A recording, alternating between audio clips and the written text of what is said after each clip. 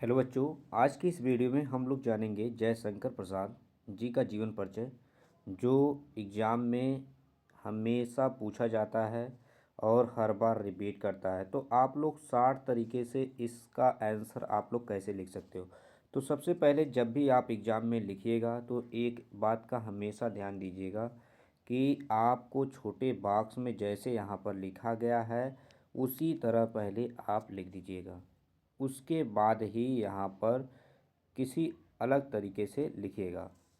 जैसे यहाँ पर लिखा गया है नाम जयशंकर प्रसाद, जन्म 30 जनवरी 1889 लिखा गया है, उसी तरह से आपको लिखना है। तो यहाँ पर जन्म स्थान के बारे में आपको लिखना है, कहाँ था इनका जन्म स्थान, वाराणसी था। साहित्यिक युग क्या था, इसके बारे में लिखना है। और यहाँ पर छायावाद प्रमुख क्या रचना थी, कामायनी थी। तो यहाँ पर इन सभी विषयों पर आपको क्या करना है, ध्यान देना है। यहाँ पर देख लीजिए निधन कब हुआ इनका, इनका निधन बताना है आपको। और उसके बाद क्या बताना है कि ये 15 नवंबर 1937 में इनका निधन हो गया। तो इसके बारे में हम लोगों को बताना है। तो यहाँ पर देखिए जयशंकर प्रसाद, यहाँ पर इसे बहुत शॉर्ट में हमने बनाया है। जयशंकर प्रसाद हिंदी साहित्य के छायावाद युग के प्रमुख कवि, नाटककार और उपन्यासकार थे। उनका जन्म 30 जनवरी 1889 को वाराणसी में हुआ। उन्होंने औपचारिक शिक्षा कम प्राप्त की। औपचारिक शिक्षा मतलब उन्होंने जैसे कॉलेज वॉलेज में जाकर बहुत शिक्षा कम प्राप्त किया, लेकिन उन्होंने अपने से अध्याय बहुत ज़्यादा किया। परंतु स्व अध्याय मतलब स्वयं से अध्ययन करना। जो लोग घर पे बैठकर या कहीं भी स्व अध्ययन करते हैं उन्हें कहते हैं स्व अध्याय।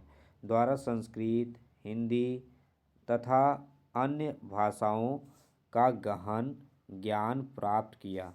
उनकी प्रमुख काव्य कृति कामायनी है, जिसे हिंदी साहित्य का श्रेष्ठ महाकाव्य माना जाता है। स्कंदगुप्त और यहाँ पर चंद्रगुप्त उनके प्रसिद्ध नाटक हैं। उनके प्रसिद्ध नाटक कौन से हैं, स्कंदगुप्त और चंद्रगुप्त। इन सभी को काफ़ी अच्छे तरीके से आपको लिखना होगा।